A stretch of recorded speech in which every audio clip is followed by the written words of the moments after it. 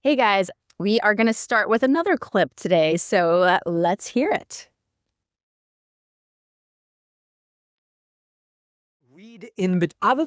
Remember this. Read in between the lines. I'm just bad at texting is code for you're not a priority. I'm confused about what I want is code for I'm sure I don't want you enough. I'm bad at communicating is code for I'm not willing to put in the effort with you. I don't know what I'm looking for is code for I'm keeping my options open. So what do you think about that? I mean, he's basically talking about what I've been trained on for my entire career. So I started my career at Procter Gamble, where our job was to be the voice of the consumer and all the decisions that were being made on these different brands.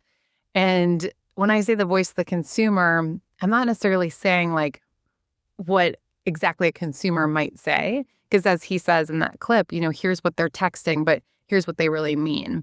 And so it was our job at Procter to uncover really what the consumer meant. Right. And that was how we built brands. Yeah. Was off of finding out what really consumers meant. Right. And that's the thing is, though, and just like the clip, and also on a larger level when it comes to corporations, it's about reading in between the lines, I mean, even on a level of, I think that the big inferences that sometimes it's like, you ask somebody to continuously, like a coworker, hey, hey, do you want to do that? And then they don't do it, right? Or if your husband is going out and you say something like, oh, have so much fun.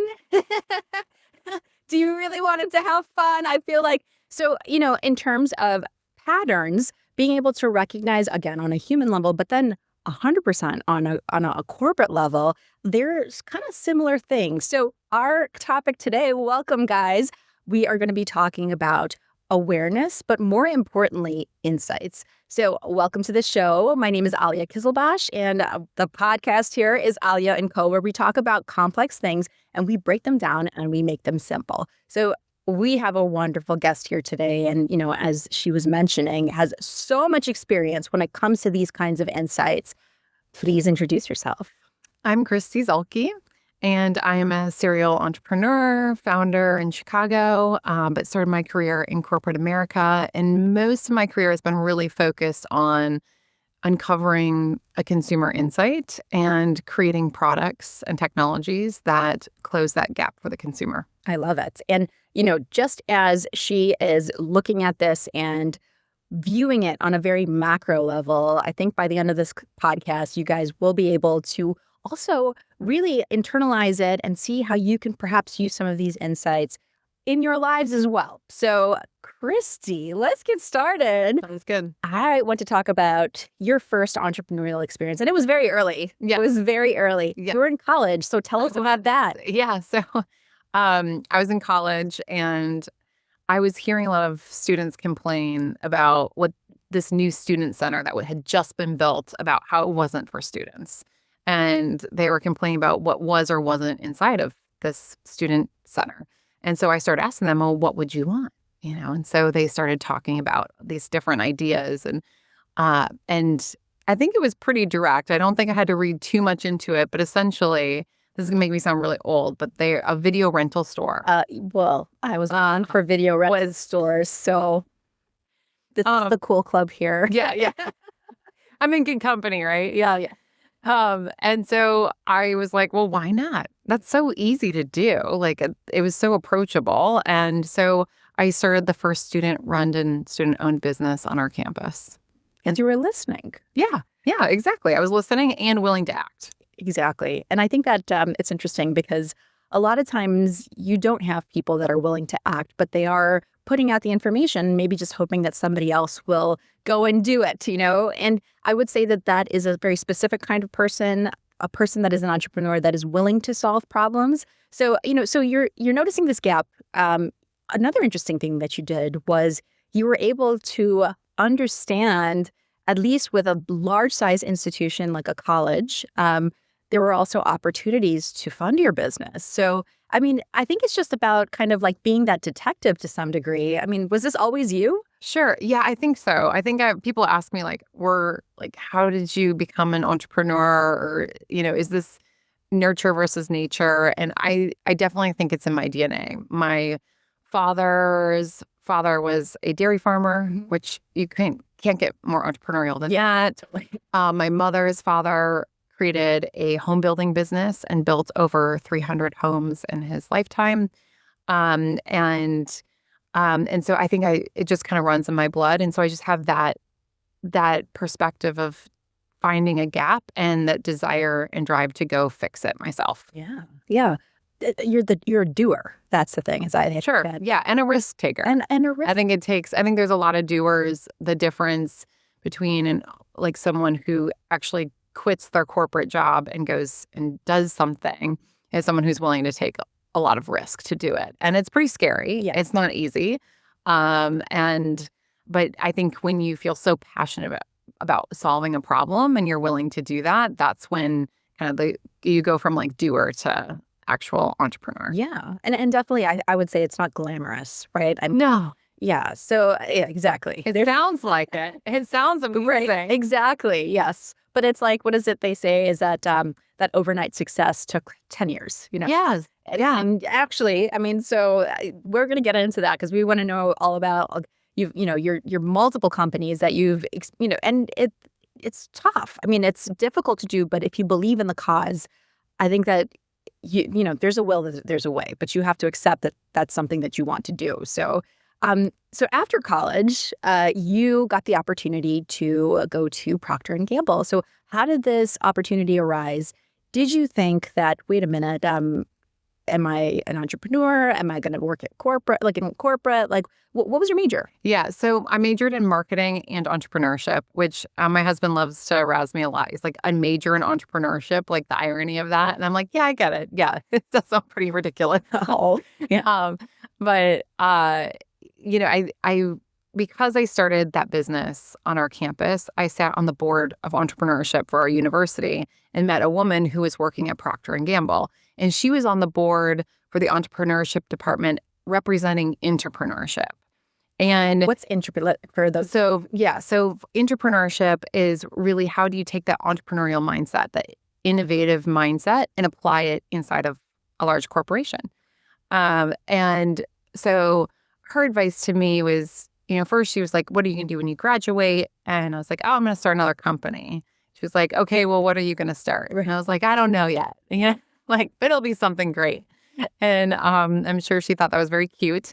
And she was like, Christy, why don't you come to Procter & Gamble? We'll teach you how to build billion-dollar brands. Learn from the best leaders in the world. And when you make a $50,000 mistake, it actually doesn't hit your checking account. And we can, move on. And I thought, I was like, wow, that is very wise. I really do need to go and get some real world experience and even figure out how large companies are run and learn what's really great about them and what's not. And so I did just that. You think about those milestones in your life or those pivotal moments. And she was an absolute pivotal moment for me in my life going to Procter & Gamble. It would have never sent me on where I am today without that. And so I joined Procter and I was there for 6 years until I eventually I was like, I couldn't deal with corporate anymore. I was like, all right, I'm an entrepreneur at heart. Right. But I knew I was there to be a sponge. A lot of people go to companies like Procter & Gamble to move up the corporate ladder, be there for 30 years and retire. And that I went in knowing that wasn't my destiny there. I was there to just learn as much as I could, and I did. And my shares vested at 5 years, so that was my goal. Let's make it 5 years. And I made it 6, and before I decided it was time to leave and start my first company. Yeah. So that's an experience in itself, I would say, a large corporation like that, and especially because I think that our everyday lives have so much to do with that company alone. There's so many things that we're using and I mean, it's a part of our lives, but they're also, in some ways, we are also a part of their lives because, the fact that there is such a nuanced understanding when it comes to how we use the products that they're putting out. So I want to ask you two things. One, and like I know you have some stories, but I want to start with the corporation in itself, and how it kind of what was the process? Where were you? Like, what was your role? And what did you learn immediately when it comes to the way that they learn about us? I mean, was on a macro level, and then we'll get into kind of like more boardroom related, like actual smaller kind of groupings. So yeah. Yeah, so my role specifically was to be the voice of the consumer. So I sat in a function called, at that time it was called Consumer and Market Knowledge. Today it's called Insights and Analytics. But essentially kind of, I would call it, I guess insights is the term. For people who aren't familiar with that, it means that we go out and understand consumers. And a lot of times that comes to life in what people might call market research. So either surveys or qualitative interviews or mining deep sets of large data. And we find these consumer pieces that we bring back to the brand and we say, hey, you need to switch your strategy. You need to either talk to the consumer in this way. You need to create the product like this. You need to add this feature so he will buy it. You need to put this claim on the packaging so she'll understand what's inside the package. So it covers the entire life cycle of a product from idea stage all the way to in-market launch and marketing. And so my job was really to be that voice of the consumer in all of those decisions that we would make across the board. And so I didn't personally do like execution of a lot of the research. I did a lot of qualitative research, sitting in homes and talking to consumers. But we would use some really great partners who would go out and field surveys for us. And our job was really less about the execution of the research and more about, okay, now we understand the insight.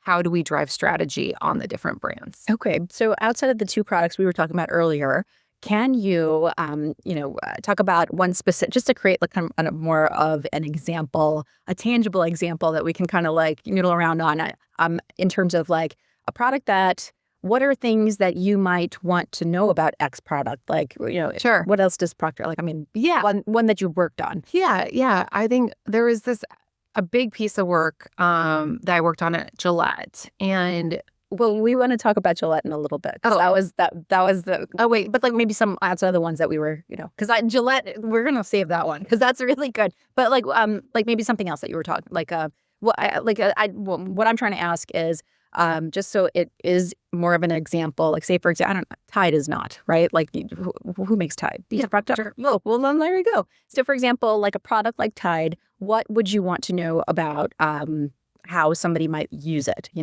What would make them not want to buy it? Placement on the shelf, who knows? I mean, like, are there certain things, like what kind of information were you looking for to kind of, Yeah, so a lot of times we're looking for behaviors.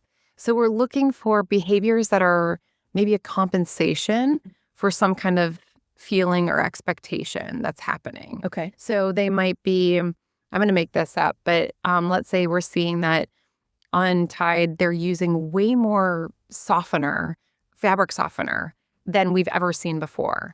What's going on here?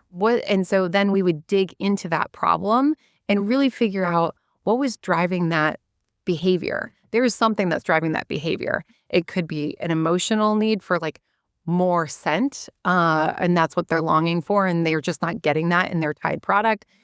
It could be that they just don't feel like their products are clean enough.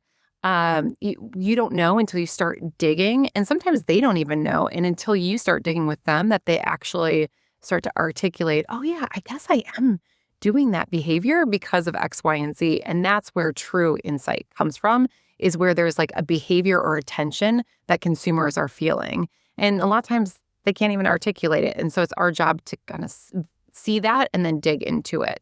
Okay. All right. So that kind of paints a really clear picture. One thing that was really interesting that you were mentioning is that you were in rooms with men who were selling Tampax, tampons, a bunch of men. Nobody else was, there were no women on the team. So the thing is though, but people are buying Tampax. So the thing is though, if say, for example, there was like a room full of men, something was going on there that allowed for them to understand it at such a level where it's not even a product they can even kind of like use or internalize or, but they're understanding it so well. What does that look like in a room full of men trying to understand a product that is something that is kind of not even within their wheelhouse of usage? Yeah. So at Procter, we had, every brand, whether it was a female brand or like targeted brand or a male targeted brand, we had both men and women working on those brands. And so it's so much easier to develop a brand when you personally experience the pain point, like Always or Tampax. But we always had men in the room, and they were a big core piece of our team. And the way that we could solve for this was they were talking to consumers just as much as the women were. And so you have to almost put yourself in the shoes of the consumer as much as you possibly can and understand those pain points. And the way to do that is by talking to them and asking them and observing behavior and understanding truly emotionally what they're going through when you're developing a brand. Okay. And so the inverse converse of that would be now Gillette, right? So tell me about that experience. Yeah. So on Gillette, so it was easier for me. I started my career on the Always brand in fem care. And so since I personally experienced that pain point, that's a lot easier for me in terms of I can relate to what these women are talking about and feeling. Whereas now I go and work on the Gillette brand. I don't shave my face. Right. And so I don't really understand what men are talking about when they're talking about how it can be uncomfortable or why do they shave. And let alone also, we were at this time at Procter, we were trying to expand the Gillette brand globally. So we had about 70% share of the market in the United States, where we had about 3% in India. Mm-hmm. And so it was my job to go and figure out what the Indian man wants for a razor. Interesting. I know I do not walk in those shoes as my own self. And so it was my job to go figure out how these men act and feel around shaving. And so myself, and there was probably about 10 of us, went over to India, spent hours and hours, days and days there. And we were climbing up ladders into their homes, sitting on the dirt floors and talking to them about not only their shaving habits, but also who they are as people, what motivates them, who their family is, what's their job, everything encompassing their life to really get to understand them. And then we would observe them shaving, and we'd watch them like walk down the street and get water out of a shared spigot for that section of the street, put it in a bucket, and then walk back to their house with it and shave out of the bucket. So bucket showers is something I feel like as in the West, people are not very familiar with, but everyone's having bucket showers. But you're right. That's such a laborious task. It is. And so here's the thing is like, if you're designing a razor, this is so nerdy, by the way, but if you're designing a razor for a man in the US who has running water, you may observe them putting a razor underneath the faucet to rinse out the hair. Mm-hmm. Well, transport yourself to India. They don't have water that's forcing itself through the razor. So it's very hard to get the hair out, and they have much coarser beards. And so the hair was getting stuck. So we would constantly see them. They're like tapping their razors on the side of a bucket to get their hair out, which is one of the innovations we came away with. Was we created what we call the comb guard, which helped kind of create the non-clogging feature in that next innovation that we came out with. Wow. Okay, so now here's like just maybe a question that the difference between female razors and male razors. I mean, because it's like they're created, the Gillette one's created for, you got the Gillette ones for females too, mm-hmm. But like, why can't I just use my husband's razor? Well, your blades are just as sharp and good. I mean, they're the same blades. We study how women, ergonomically, your hand is very different when you're shaving your face than when you're shaving your legs. And so there is technology that is in a women's razor that's not in a man's because of just how you're moving. And that's what we're watching and observing. Interesting. So I thought maybe it had to deal with coarseness or something. I mean, everyone's getting laser nowadays, which is great. I mean, it's a great, that's a great innovation. But razors, obviously, clear necessity. I mean, so that's interesting. So it's just as sharp, but it's also Just designed for a woman because we do shave different than men. okay. Yes. I mean, by extension, where there's deodorant, right? pH balance for a woman. Is that marketing or is it an actuality? I mean, men do have, from my understanding, I never worked on deodorants, Yeah. but men do have a different chemistry in their body. And so it is, men tend to need more antiperspirant than women. Okay. And if you sweat a lot as a woman, then you can use the male one. Sure. Yes, maybe, whatever. I mean, but it's interesting and very intriguing to know what a deep set of kind of like, criteria there is when it comes to understanding a product. Anything like that kind of stuck out in your mind from your experience in India, like outside of like, I mean, people in general, like, would they tell you were there any aha moments where you're like, wow, okay, so definitely that new innovation, but on the human side, Oh my gosh, so many.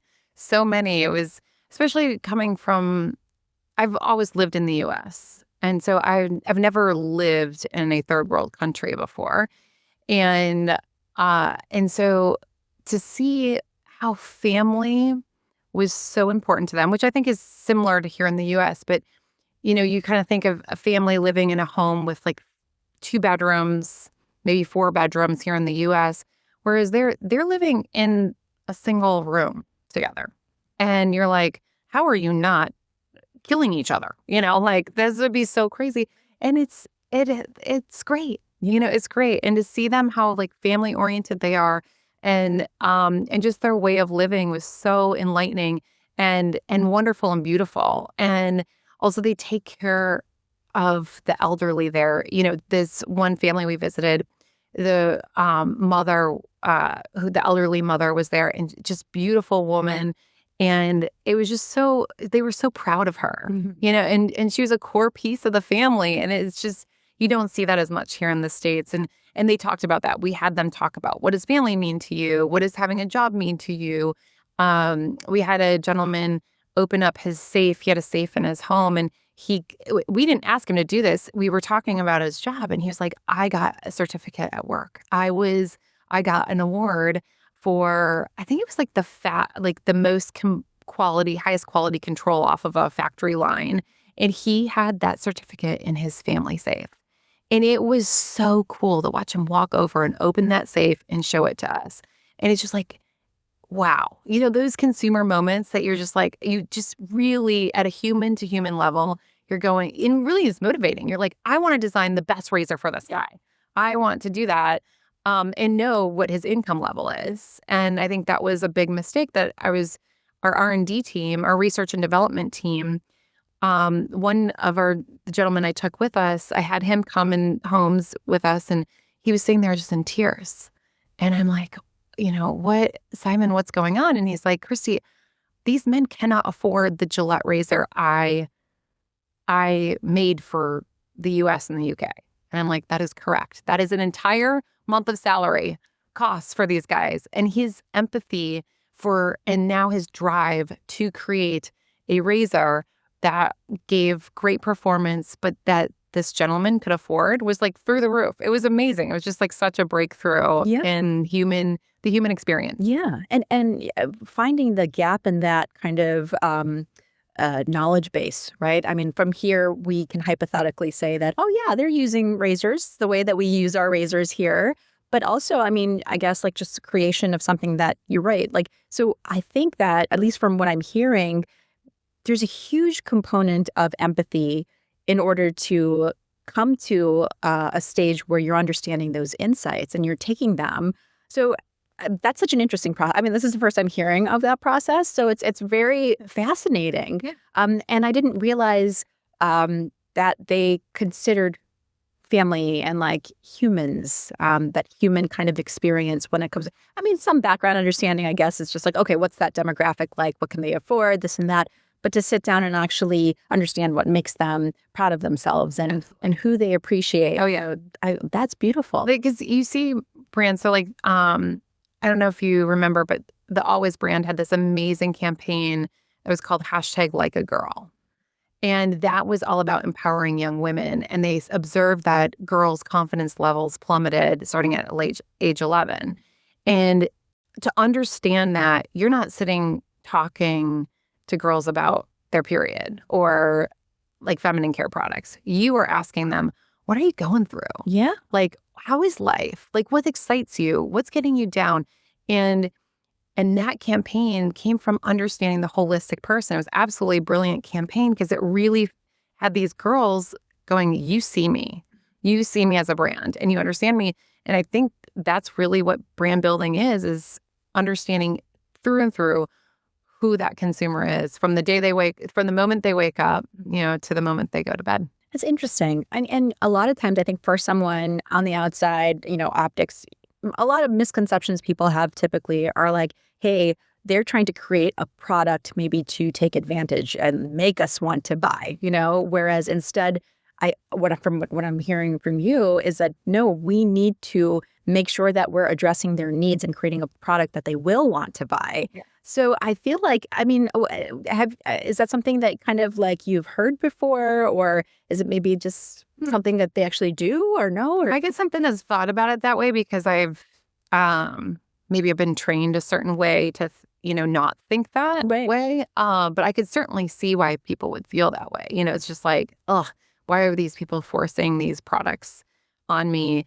And really, that's the definition of a poor product, honestly. If you're forcing someone to buy something, really where products come from, whether this is technology or a CPG product, a consumer packaged good like we were talking about, you are finding a consumer insight and you are designing and trying to solve that problem. And that can be B2B as well. So you're finding a problem a business has, designing for that, or designing for a consumer. And when you hit both of those, when you find the consumer tension and you find the right product that solves that consumer tension, that's when magic happens.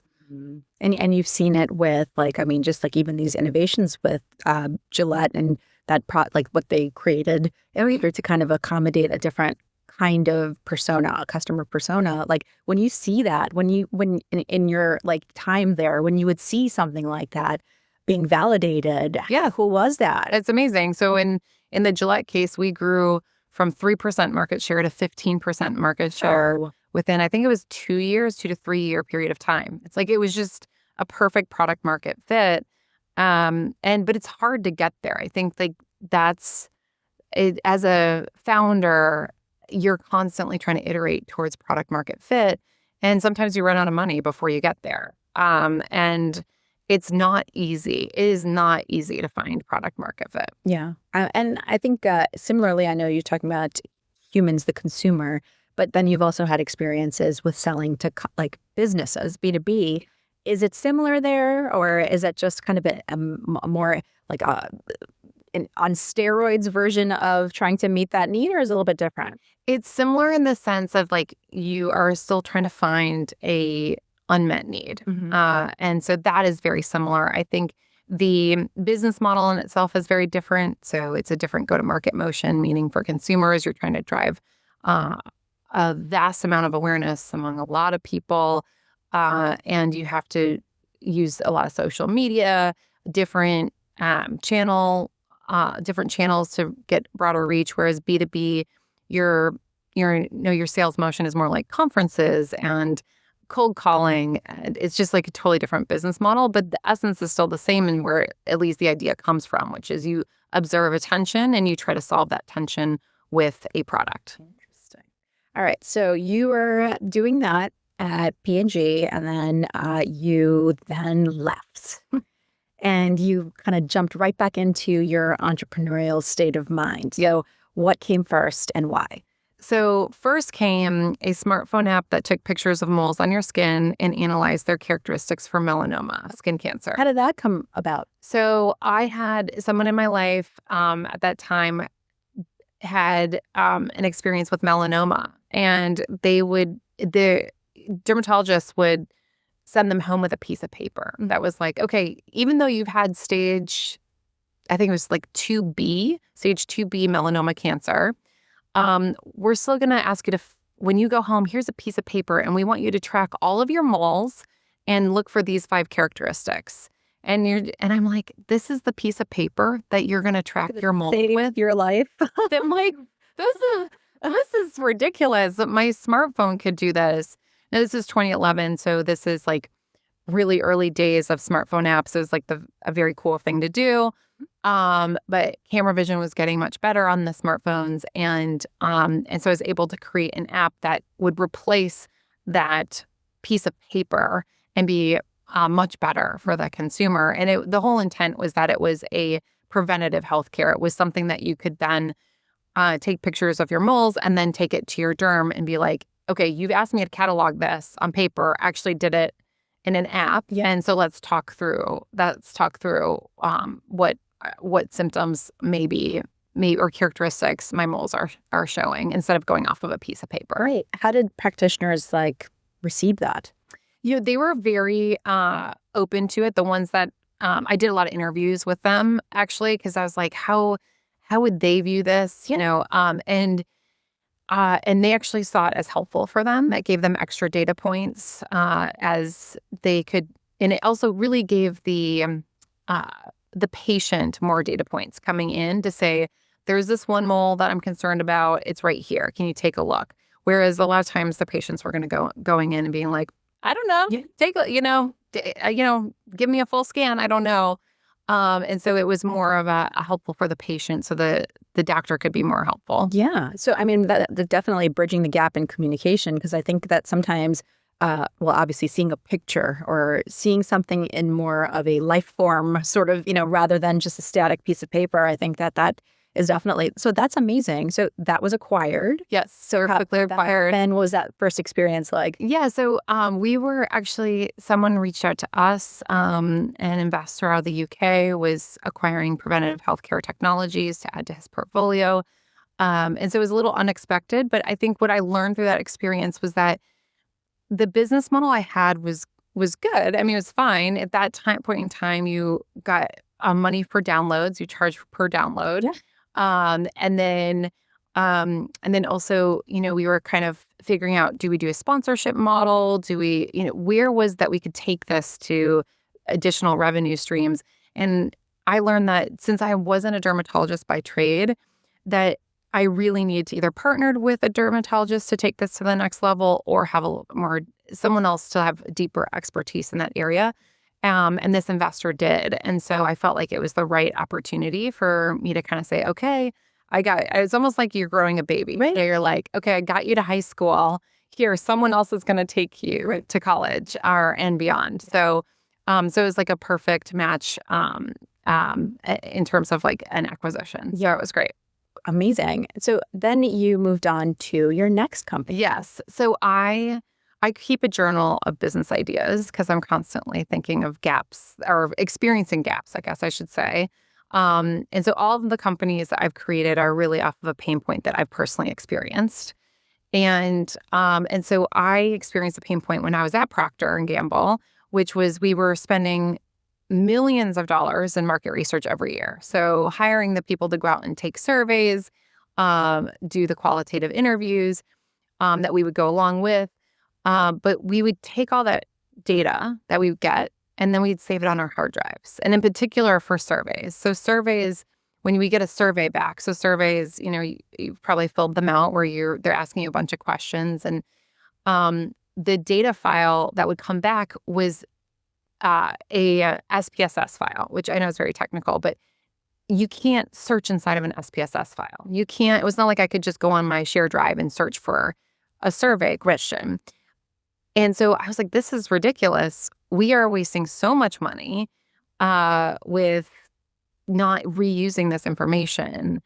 We should be able to do that. And so I thought of an idea of what if Google search plus a data visualization platform like Power BI or Tableau, what if those two had a baby?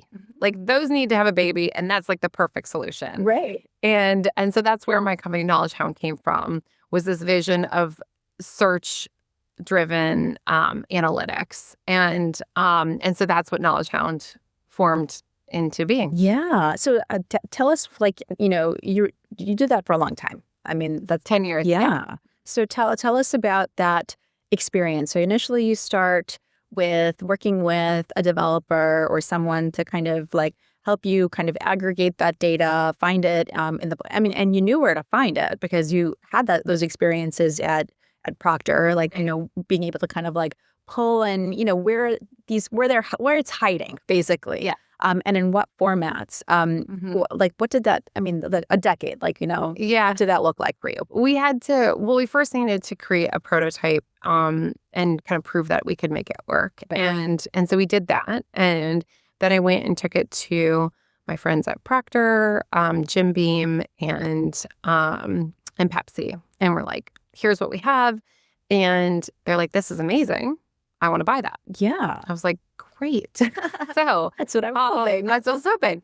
So, so they all cut me checks, and I, was like, okay, now we got to really make this scale. Yeah. So we knew it worked. We just needed to make it scale.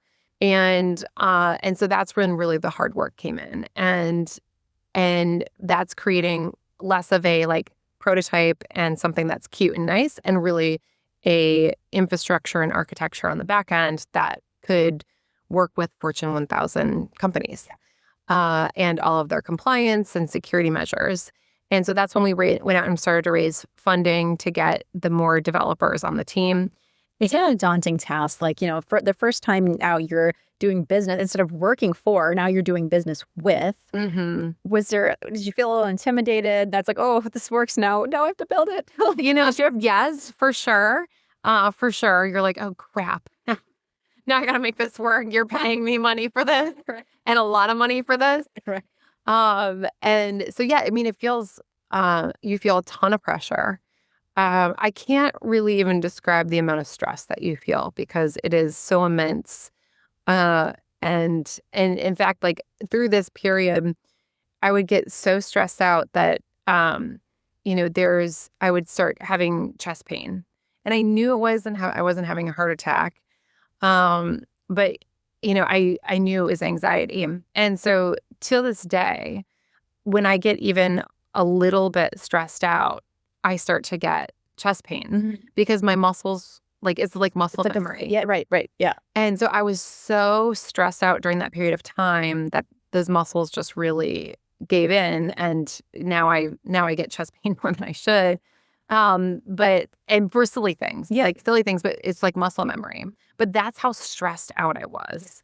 And, there was a couple points in which, I was just mentally not doing well. And my best friend, it was a really important moment in my life. I remember it was right around Christmas time, and a competitor had raised a ton of money, like $10 million in funding. And one of my clients called me and was like, hey, this company raised a bunch of money. They're coming for you. Mm-hmm.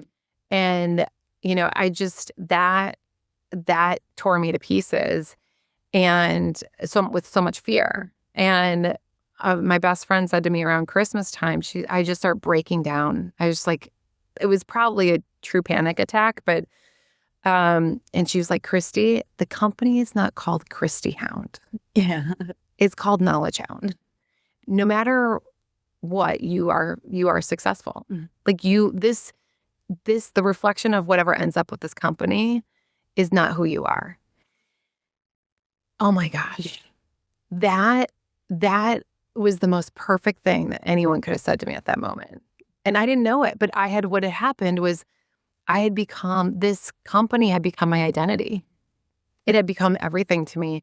And so, of course, if your identity, if it's rising and falling, if that's your identity, you take that ride with you. Right. And that's what can cause chest pain. Right. Oh, absolutely. So it's like, it's a wild ride. I think it's like you said before, it sounds so glamorous.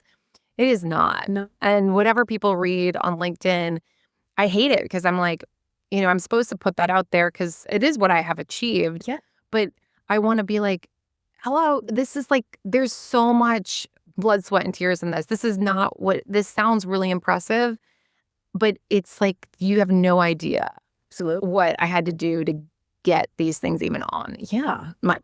I love that realization that you had, and that was a good friend to be able to say the right thing at the right time. Yeah. And, it just seemed like perhaps maybe there was just like a release. So how did you kind of then kind of put that into practice? Because you're right. I think a lot of times founders, anybody that's starting any kind of initiative, business, project, whatever, sometimes we tie our identities and our personality to this creation, or even like, let's just in general in life, you're tying your happiness to that relationship, or you're tying your happiness to a certain outcome where you're still the same person, regardless of whether that outcome is what it is. Yeah. Right. So how did that work out in terms of business?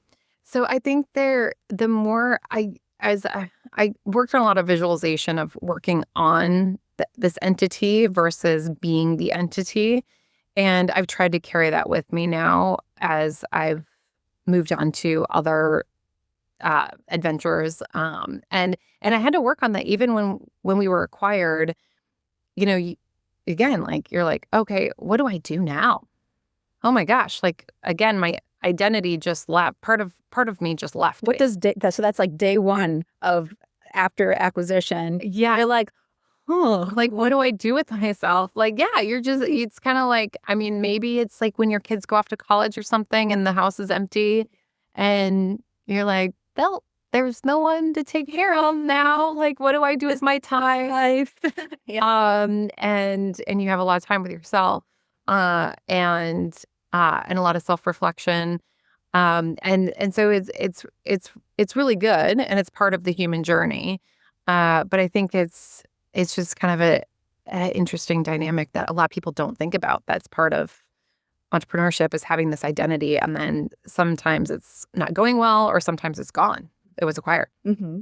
But in a good way, though. But I feel like you're right, though, as humans, we're constantly evolving. There are always some factors. And to be honest, there are always going to be problems. It's just the way that you are going to, like, one thing is going to end, you're going to have another one pretty soon. So, like, that in between space, but then being able to kind of like have a sound mindset. So AI then, so now you've acquired. And so that's an interesting thing. So in terms of insights, as I'm looking back, so your experience with building a company, definitely understanding the pain points and the needs of these larger companies and the way that they deal with information, but then also realizing such an interesting insight about yourself through that process of like, who am I? And hey, I was thinking about this a certain way, but actually, there's something else I discovered about myself. Having known that going into AI, I mean, I would say that as I'm looking at the way that knowledge before, like you said, that, now it's analytics and insights, I mean, that was the name of the department was what? Sorry? Yeah. Analytics. Oh, yeah. But before that, it was knowledge. Consumer and market knowledge. Right. Yeah. And so what's interesting, though, is that it's still dealing with data, right? So you've got data there that you're looking at, data that even now what the department is, actually like looking at data, actualizing it, understanding it. In every segment of entrepreneurship that you've had is looking at data, understanding not just the data on a corporate level, on an entrepreneurial level, on a self level. Now having this like holistic sort of experience going into AI. And again, I would say not crazy amounts different, more efficiency, definitely technology, we're embracing it. But the crux of it is data still. So tell us about that experience and how you're providing that service to other companies. Yeah. So I think, when AI came on when ChatGPT launched about 3 years ago, I immediately became obsessed with it, of course. And I immediately saw what the implications were for the insights world that I came from at Procter. And what I saw immediately was how quickly a large language model could surface consumer understanding.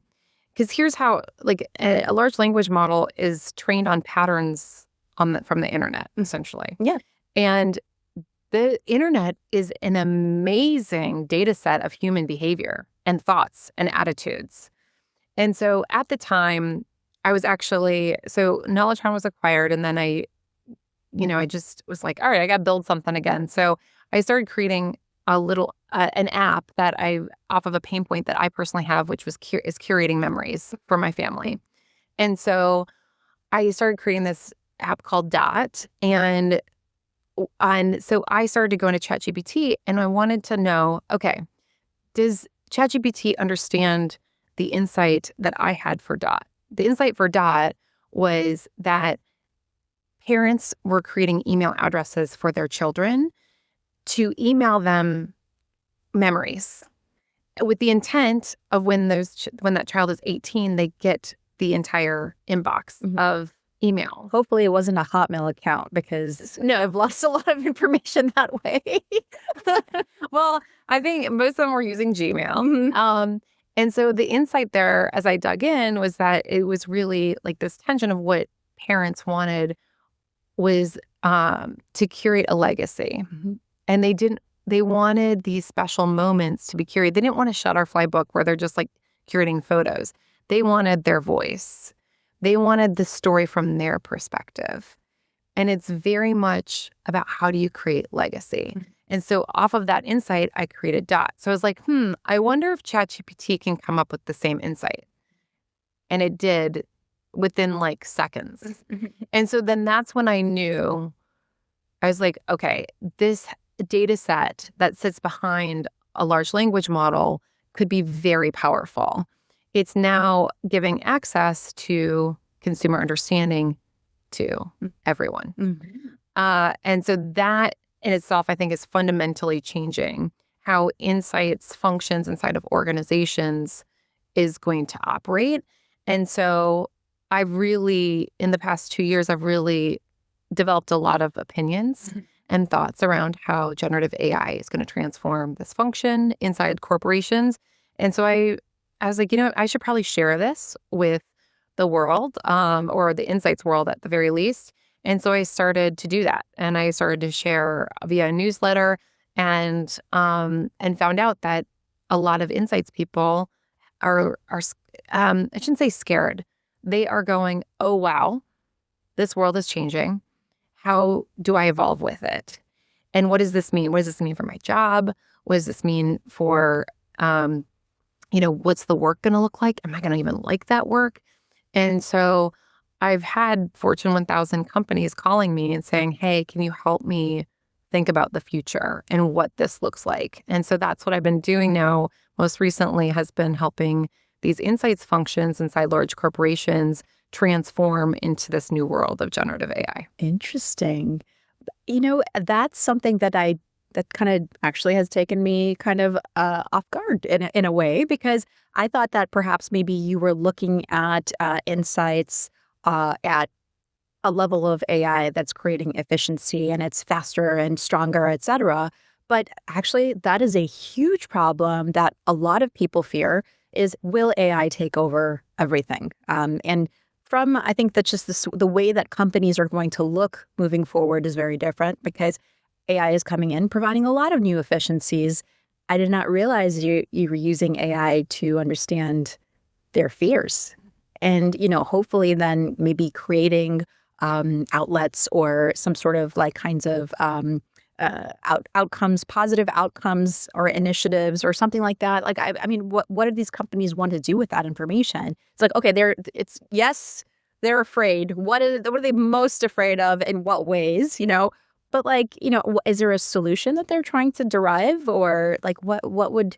And I'm just still coming from the mindset of like not trusting corporations, right? Yeah. So I wonder. Yeah. So your question is around like, are corporations understanding the fear that consumers have around large language models or generative AI and how they're working and how they're dealing with that? Is that the question? Yeah. Well, I think consumers within companies. I mean, not consumers, but say workers, Employees. the employees. Yeah. Yeah. So there is there is a lot of fear. And I think what's critical is that I don't think there is reason to fear right now. From at least what I've seen for how performant or not performant generative AI is. And I think what we're seeing is that large language models in particular can speed up efficiencies and create operational efficiencies. And so that work is happening. But there still is like this human in the loop that's required. Yeah. Like I can get a large language model in some cases to be 80 to 90% accurate. Mm-hmm. But you can't make a multi-billion-dollar decision off of 80% accuracy. You have to be like 95% plus certain that something is right. And so we still need a human in the loop. And so I think where organizations are trying to figure out right now I know what they're trying to figure out right now is like, what does the work look like? Yeah. Just tactically the work, because large language models can do a lot of the operational work that's happening, especially in insights. And when I say a lot, let's call like 20 to 40% of the work they can do. Okay, so now if you have an organization that now has 20 to 40% of their time freed up, what does that mean? Does that mean that they actually can work normal out business hours? Like they could actually only work 40 hours a week? Because a lot of these people are working 40 plus hours a week. Does it mean that they get to do more with their time? So they still have a job, they just get to do more of what they love in their job. Or does it mean that you can reduce your workforce 20 to 40%? Now, I think the CEO of corporations are, they're, especially a publicly traded one, their job is to increase EBITDA. Mm-hmm. And so they're hopeful that they can reduce costs, and a lot of costs are headcount. So that's what they're hopeful for, but I'm not sure we're seeing quite yet that we can reduce headcount. I think there is still human in the loop required. And then also humans, just everything, we're always moving towards efficiency. So, when the railroads were created, I think everyone's like, what are the buggy drivers going to do? They all went and worked on the railroads. And I think right now we're at a point where we're like, okay, well, if we're 20 to 40% more efficient in insights, where do those people go? And so I think it's really planning out what new skill sets are we going to teach them if they want, and what roles can they morph into. And maybe we won't see these businesses actually contracting in headcount. They'll stay the same, but just like the work itself changes because we love efficiency and we like pumping out more and more. Interesting. That's a very direct answer to a big problem and concern that a lot of people are having. It's like, and because I think that the mindset that they have is like, oh, AI is getting rid of our jobs, right? And the example of the buggy drivers and the railroad, yes, of course, innovation, they're going to work on the railroad because there's an opportunity there. So the thing is, though, they're not the same company, buggies and Well, they could have been. Yeah, they could have been. You're right. They could have been. But I think that's the fear is they think that there are going to be less jobs. I think that perhaps maybe humans in general, they see a very finite sort of like it's black or white, right? Like there's no gray area, right? But there is an opportunity for that kind of growth. So for those of you that are interested in knowing, the jobs will not all go away. There will be other jobs that come up.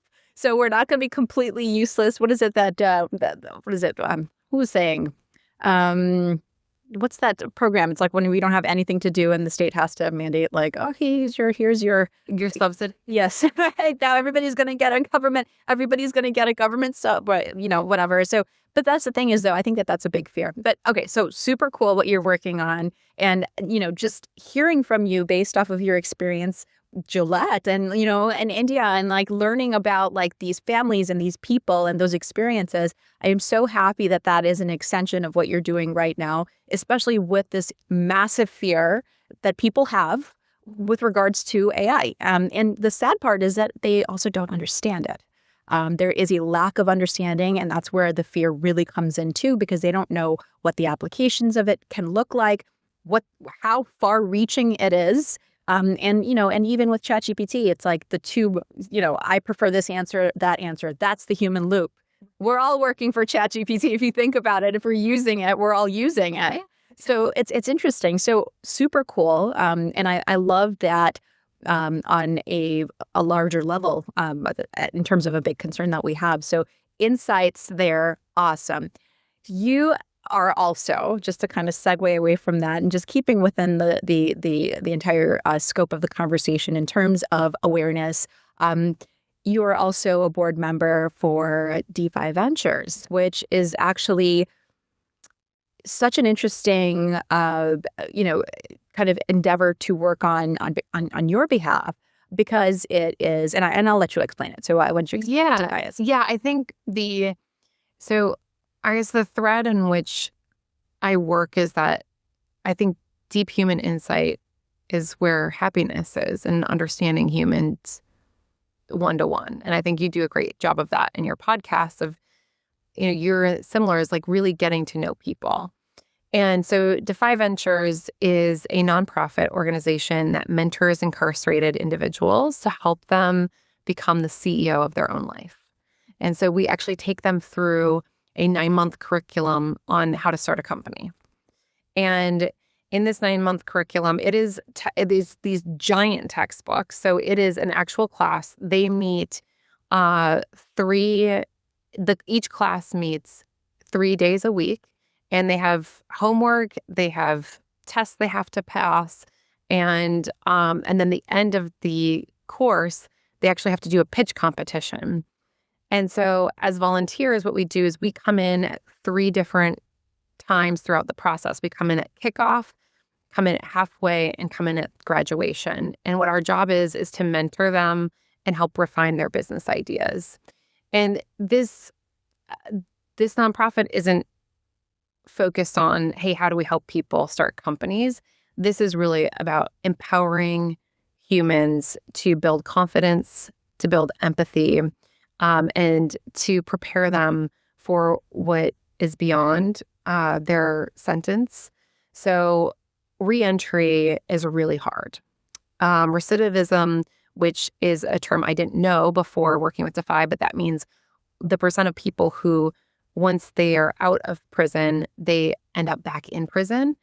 The data varies, but from state to state, but it can be anywhere between 15 to 70% of people end up back in the system.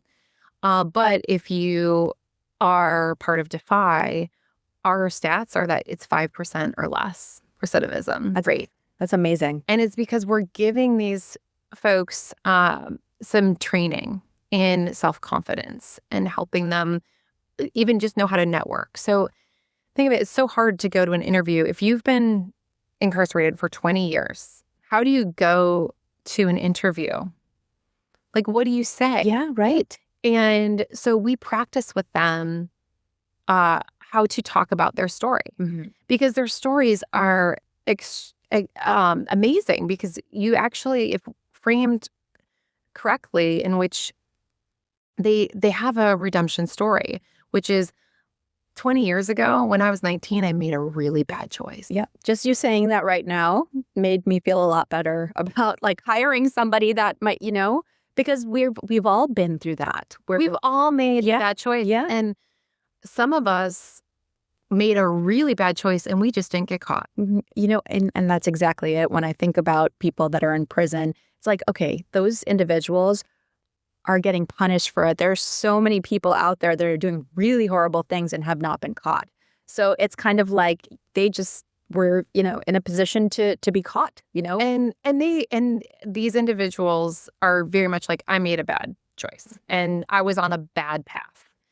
But they can tell the story of how in their incarceration, they did personal rehabilitation by wanting to read books, and now they are like a lot of them have different jobs. Everyone has a job. Most of them have jobs inside the facilities, and so they can talk about how they buffed floors for 10 years and how amazing they are at buffing floors, and like how clean things are in their cell, and all these things. And so, but you have to be able to frame that, and who would have taught them that? There's very few resources for these individuals. And so what we do through DeFi is help them build those skills that give them a much greater chance of success on the other side of things. And it also brings them joy. They talk about how much they love coming to Defy because they don't have much else. Like there's very little programming for people in the prison system. And it's for people who want to better themselves, to not allow them to rehab themselves, to be contributing members of our society after they made a really bad decision. It's hard to see that. And so what's really amazing is we actually go in prisons and mentor them. And it's a great experience because it's like my Procter Gamble days where, I'm going into the Indian man's one room home and sitting on the floor and talking to him in his environment. Same thing as I'm going into a prison and sitting down across from someone, and man, they are so human. Yeah. They are so human. And you're just like, you sit there and you go, I mean, how you are kind, Right. you are ambitious, you've got great ideas, you're super articulate. Like, let's do this. Let's help you start a business. So it's just a really inspiring organization to be part of. That sounds amazing. And I think that, like you said, there's a gap, right, where those individuals, they have all of the drive and the ambition and like the yearning to want to do these certain things. But then there is kind of like this missing piece where on the outside, as an observer, you're also seeing all the bias that is out there, and how to kind of allow them to have the tools to be able to get out there. And, like there's that, but what is it? The rich dad, poor dad, right? Like that just an example is that if you don't know what you don't know, that's a bad place to be in to some degree. Yeah. But that information, that knowledge is such an important piece. And so I'm seeing this theme in your life about really bridging that gap. So, before we go, and I feel like, and I definitely want to get all of the information if anybody wants to get involved with DeFi, and that initiative and what that looks like. But let's kind of like, pull it all together, right? Like, and I think that for one human being that is listening out there, in terms of their own life, of all these experiences, when because I at least from what I hear about college days and with Procter, and then all of your experiences in entrepreneurship, and even within the prison system, there must be some underlying theme as Christy, the human. What did you learn? What have you learned now on a level of just a citizen that is interacting, one human interacting with other humans? What did you learn from all of those experiences in terms of understanding people? And how can somebody kind of build their kind of repertoire of insights, and how to kind of like look at them and obtain them, and perhaps make some sort of kind of like not conclusions, but informed, kind of derived sort of like observations, or what I'd love to hear your thoughts on that. Well, I think here's the thing is we all get in our own bubbles. We hang out with the same people. We hang out with people who tend to share the same values or share the same lifestyle, or whatever box you want to put ourselves in, whether we like it or not. That's just the human nature of things. I find where power happens and where growth happens for ourselves is when we start meeting people that we would have never known. And so I've been lucky enough to where I got paid to go meet people that I would have never known. But in the case of Defy, I'm not getting paid. I'm actually paying. I donate a lot of money to Defy so that I can go meet people that I would have likely never run into. And so I think in meeting all these people from different walks of life it's so amazing, because you're reminded of how similar we all are and how good this world is. And I think especially during this time where the media is painting a lot of pictures, whether they're right or wrong, or there just seems to be a lot of tension in the air, it's quite refreshing to go out and talk to people you would have never talked to before, because you're going to realize that you are so much more similar, or you even appreciate the human experience a lot more, that someone else can have a totally different life than you, but understanding their tensions and what drives them and motivates them can be so inspiring. And that's what I even hear from like people who participate in Defy is they're like, I came in expecting, as the volunteer, expecting that I would, really be able to help someone. And in fact, I walked away with way more of them helping me than I ever expected. And I think that is it, is that we can, we should all be taking opportunities to meet someone we would have never met before. Mm-hmm. I love that. And actually, you really inspired me. I do feel as though, like, sometimes I think people get into this rut of thinking that the world is bad. Corporations are out to get us, and, just to kind of be skeptical about the way that we look at things.